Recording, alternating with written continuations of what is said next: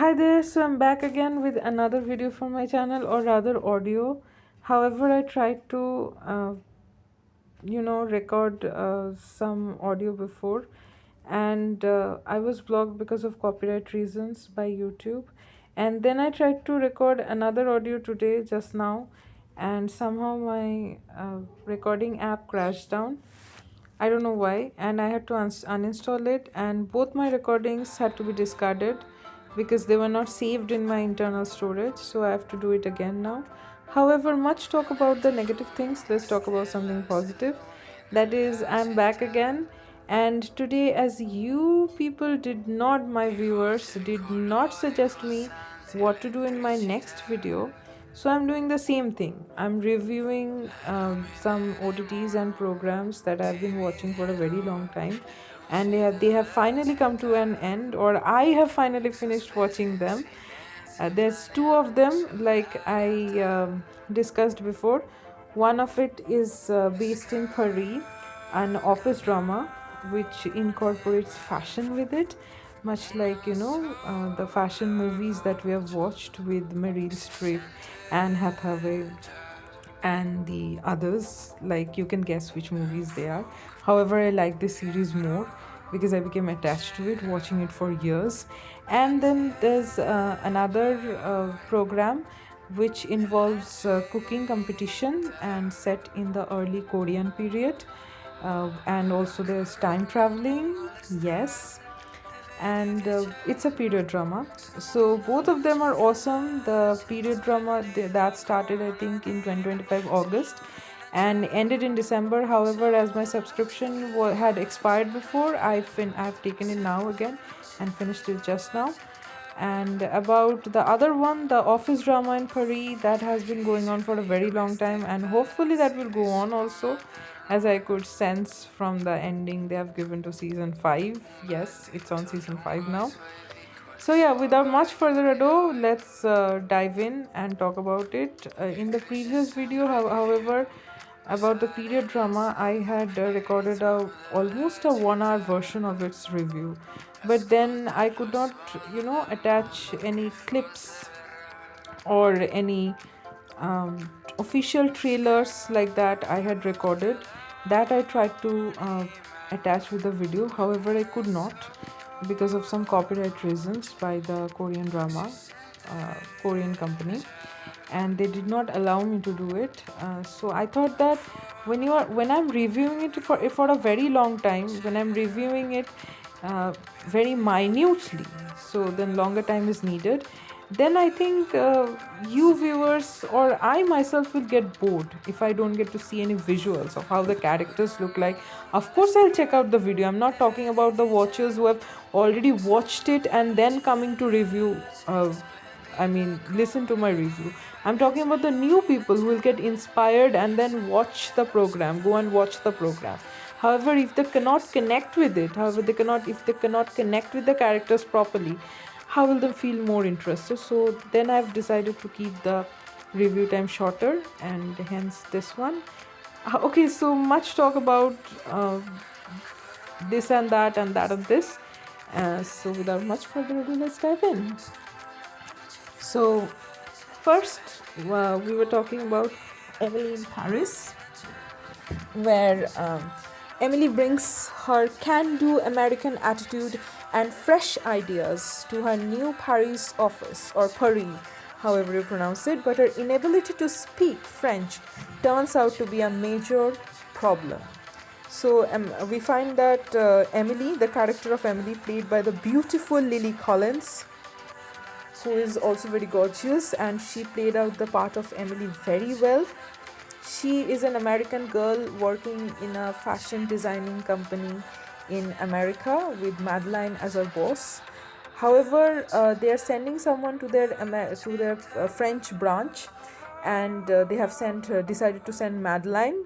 However, Madeline cannot go because she is heavily pregnant, and in her stead, she sends Emily. And Emily does not know French or anything. However, she comes head on to Paris, lands there, and she has to deal with the stubborn Sylvie Grasso, who is the head of the French office here. and she does a very great job, although Sylvie is very uh, obstinate to accept her in the first place because she does not understand French culture and French. She does not know the French language, and the what Emily learns that French people does not like outsiders that much, and they want to, when it comes to fashion and when it comes to this kind of industry, they want to stick to their own culture and fashion. And so Emily straightway dives in and wins over Paris with her best friend, who also happens to be uh, London from the Suit Life of Zack and Cody. If you was to watch it in Disney Plus when you were small, I used to when I was. So she happens to be Emily's best friend, and also she finds Nico, and in season 5 we see that both of them gets engaged and is about to be married. Hopefully they do. And then we see that Emily and her best friend taking over Paris, or rather Paris taking over them. Anyway, I don't know which way around that is. And so we see that both the girls have settled in an apartment. First of all, however, they were not best friends. They becomes best friend in the later, as the season progresses, the later part of the season. And then we see that Emily is diving into her assignments and charming the French people. The They are all liking her ideas, and she is becoming a more successful and more confident woman as the seasons passes. And then we see that there's a love life because her American boyfriend breaks up with her, and she then falls in love with Gabriel, the cook, who again has a girlfriend named Camille, who is very rich, and she has a chateau. And Emily goes to their chateau, and in the first day only sleeps with Camille's brother, who happens to be very young, which she learns at a later in the next morning. And Camille's mom kind of drags her out and politely tells her to get out of the house.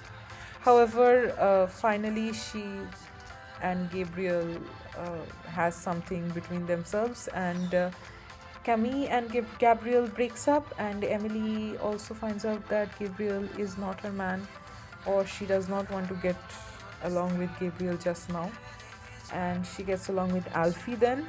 Alfie also happens to be an American who is also struggling in France to make his living.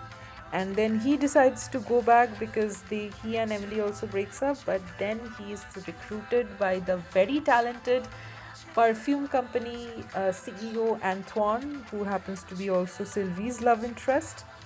And both of them sets up or strengthens their business, and they are the major part who gives business to the French branch of the American office. And then we see Sylvie headstrongly getting the office in her own hand, and then we see Luke, then we see the others, very charming colleagues of Emily. They are all supporting her. They are all the character growth of each people. And then we see Sylvie's stepdaughter also coming to intern in the office, and in season 5 she is clashing with Emily for some reason or the other, and then Sylvie sending her away to Rome, where Emily falls in love with Marcello Muratori. And I really expected her to get married to Muratori and finally settle down in Solijano. However, she decides otherwise and comes back to Sylvie. And there we also see in the seasons before that Madeline decides to come and inspect the French branch of the office, and when she finds out that the finances are not how she expected it to be, or rather her ego clashes with Sylvie because both are very powerful and very successful businesswomen. She decides to shut down the American office in France and whisk Emily away from Paris. However, Emily does not go with her and quits the American office and joins Sylvie, and they start Agency Grotto with Sylvie's mother's money and with the support of her husband. Yeah, she has a husband and they have an open relationship. So it's a mix. The show is a mixed, day-to-day life. Like we don't have action in day-to-day life, we don't have magic in day-to-day life, but what we have is emotions.